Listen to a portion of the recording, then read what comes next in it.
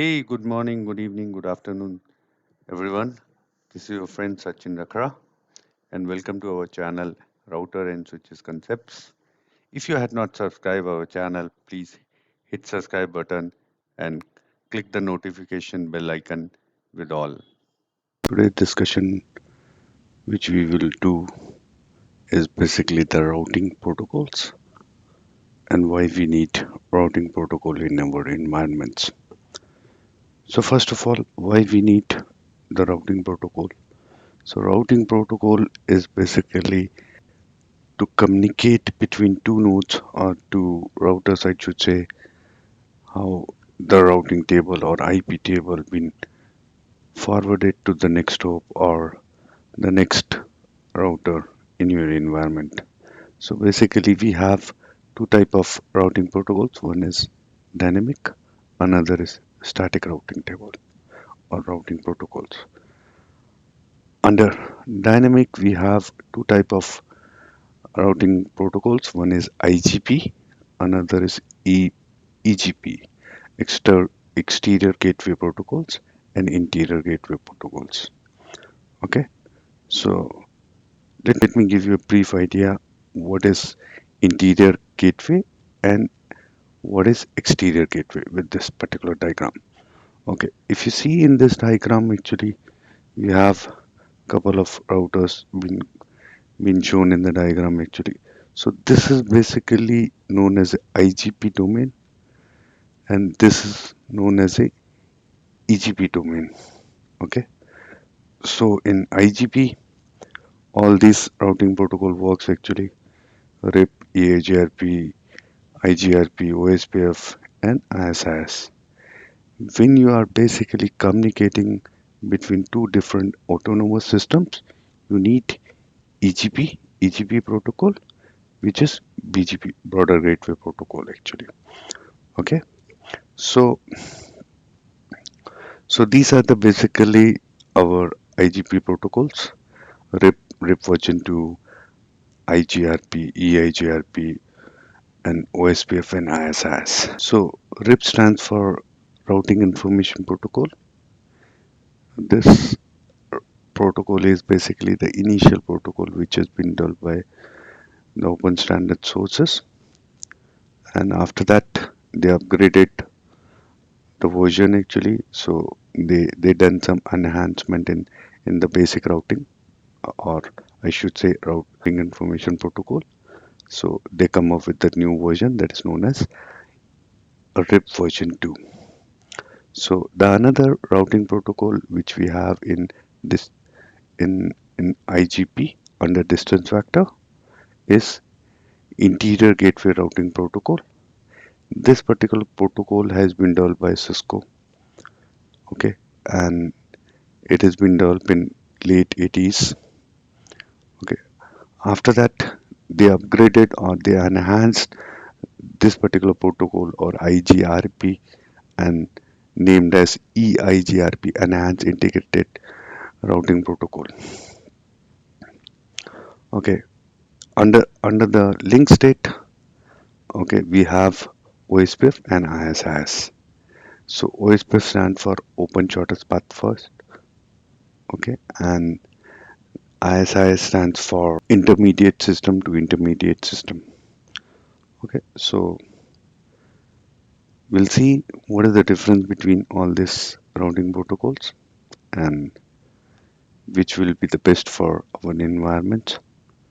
Okay, so the AD value, AD is basically administrative distance. So when we have multiple routing protocol in our environment, how and which will be considered as a most trustworthy routing protocol? So the body who basically manage all this standards actually, they come up with the, the AD value or trustworthiness ratings, I should say. So RIP having a AD value of 120, RIP version 2 is also having a same AD value which is 120. IGRP is having a AD value of 100. Okay, in EHRP there are multiple AD values you can see in the table. So if the route is basically a summarized route, okay, on edge boundaries, if you summarize the route and advertise into a next router, it will consider as a summary route. So the AD value of that summary route is 5. Okay, and the interior EIGRP AD value is 90 and exterior EIGRP value is 170. So OSPF AD value is 110, whereas ISIS is having a AD value of 115. If you go into the BGP, so BGP having two values or two AD values. If you are getting a route uh, known as external BGP route or eBGP route, in that case the eBGP value or AD value is 20, whereas if the route is coming from internal BGP or IBGP, then the AD value is 200. In the case of static route, okay, if you are manually doing a configuration or manually uh, adding a routes in your device, the AD value is basically 1. If you are pointing your static routes towards a IP or next hop, then the AD value is considered as a 1. If you are pointing towards an interface, it will consider as a 0, because connected routes AD values are basically a 0. So whenever you are putting any static route which is having a next hop or next interface you had mentioned into that, so it consider that it is connected directly. Okay, so directly connected AD value is 0, whereas if you are pointing towards IP, then it is AD value will be 1. Okay, so what other things is the difference between these routing protocols? So the major part, if I say, is path calculation actually. The distance factor basically, if you go with the name distance and vector distance, so it works on the hop count. So let me pull the diagram so that I can explain you more into this. Okay, so in the diagram, if you see this, we have multiple routers are configured in this. So if some hosts are connected here and he want to communicate, or that particular user want to communicate somewhere here. So in the case of RIP, if it is going from this, and then this, and then this, or this, so it will calculate the number of the hops which will be in between from host A to host B. So there is a calculation being used by the RIP. Okay, so this is the calculation method. It's known as hop counts. Okay, so RIP version 1, RIP version 2, both works on same path calculations. They worked on hop counts. So hop counts, maximum hop count, they support actually 15 hop counts. After that, they consider as a unreachable destinations. Whereas IGRP and EIGRP works on the bandwidth and the delay on the interfaces. They have some key values. Based on that key values, it will calculate the metric actually, and based on that metric actually, they will calculate which path is best for me from if I'm traveling from A host to B host. Okay, so they worked on bandwidth, the link bandwidth, and the delay on the bandwidth. If it is highly used, okay, so let's consider in if this router having a 1 gig link on this, and this is a 10 gig link, so obviously the bandwidth is more on this link, okay, this one. And if this particular link is highly utilized, if it is 93 or 95% utilized and this particular link is free, so obviously you want to go from this particular link, okay. So in that case they will check the bandwidth and the delay on the link.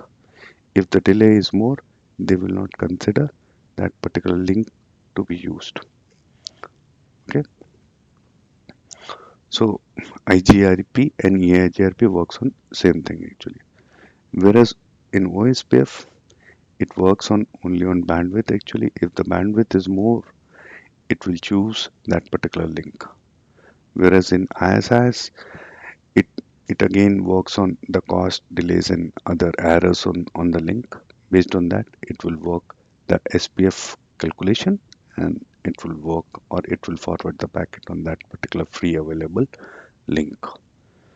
In BGP is a wonderful protocol as per me actually. So it works on path vector.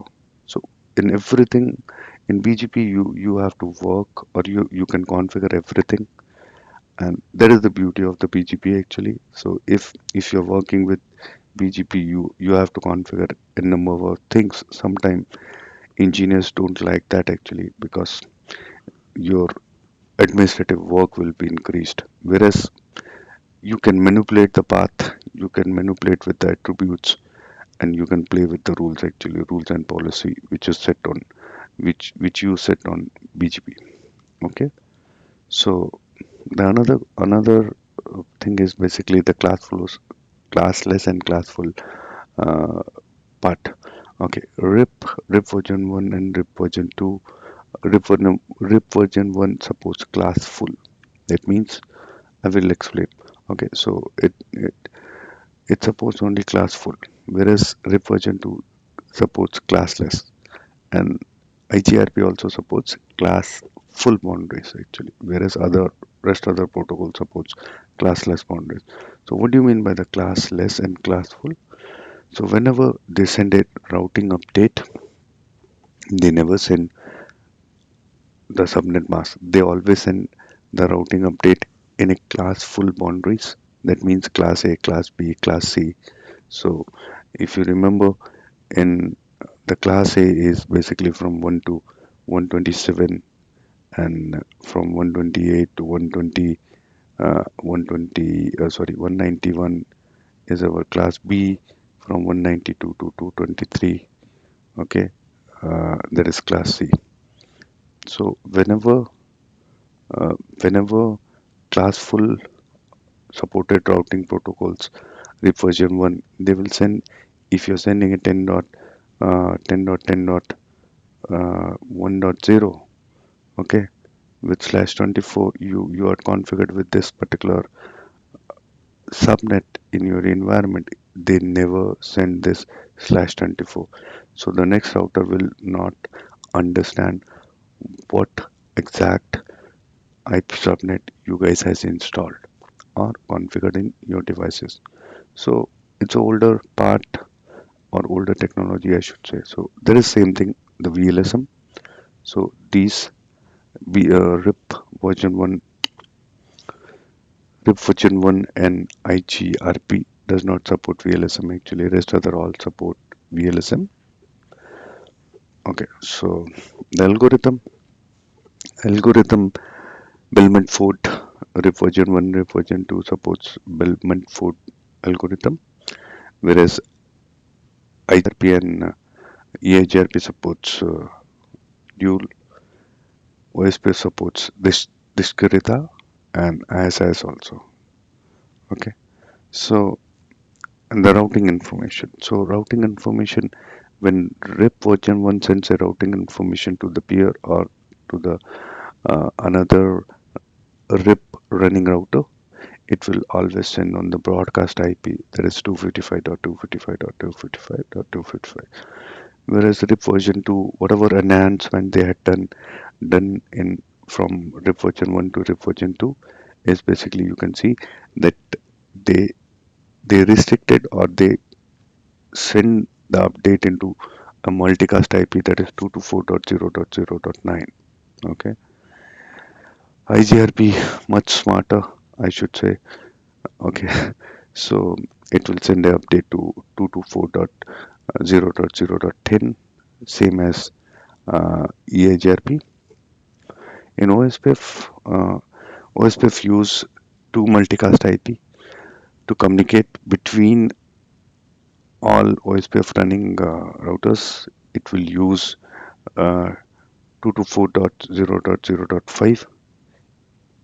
Okay, there is a concept DR and BDR in OSPF actually. If DR want to communicate with anyone in the environment, that router use 224.0.0.6.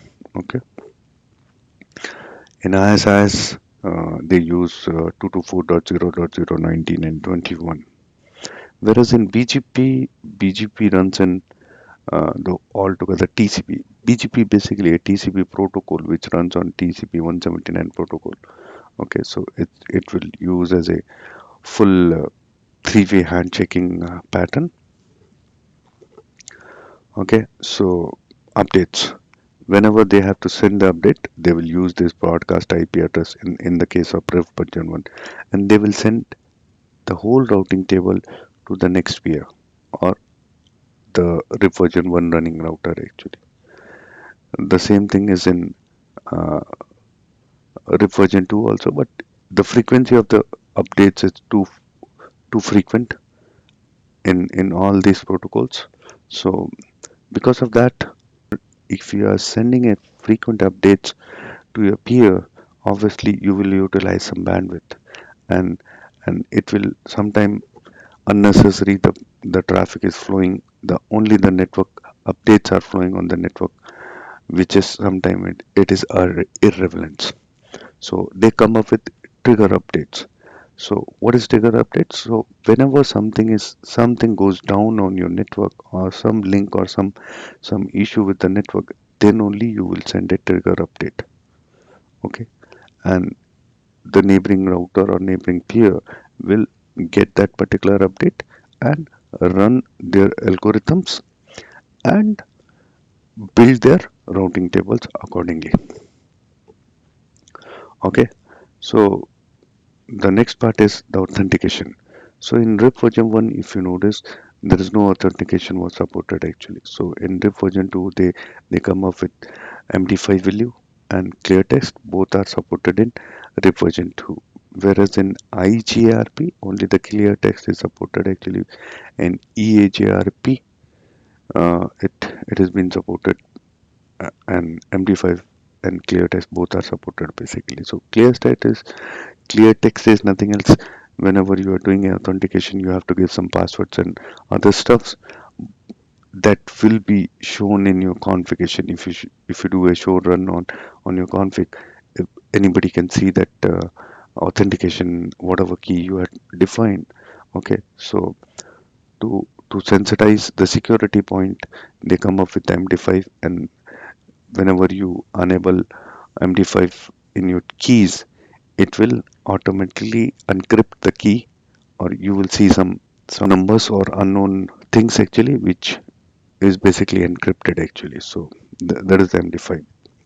So all this protocol supports MD5 actually nowadays. So IPv6 supportable protocols. So RIP version 1 does not support. You can't expect RIP version to support IPv6 because it's the first routing protocol, and it is a it is the oldest one now. So RIP version 2 they come up with ripping uh, RIP NG, okay, and IGRP is already stopped in the environment, so no more support is available for IPv6. Whereas EIGRP it supports IPv6. OSPF also supports IPv6, but they changed the version actually. If you're running IPv4, it is basically a version 2. OSPF is basically a version 2, whereas in if you want to run IPv6, then you have to run with OSPF version 3. Okay, so ISIS also supports uh, IPv6, and whereas BGP also supports IPv6. That is the basic fundamental details about routing tables, why we need that. And so basically routing, as I said, actually routing protocols are required to reduce your administrative task. If you do everything manually or statically, sometime uh, sometime it works. If you are in smaller or small companies or small networks, then it is good to have static routing tables. But if you are a bigger corporate environment, routing static routing does not work actually, because every time somebody has to go and change the routings, and based on that, if some links fail or something like that, every time some intervention is required from somebody to do the correction of your routing actually. So hope this video is informative to you and it will help you to learn your networking skills. If you had not already subscribed our channel, please hit the subscribe button and press the bell icon for all the notification of our new videos. Thank you.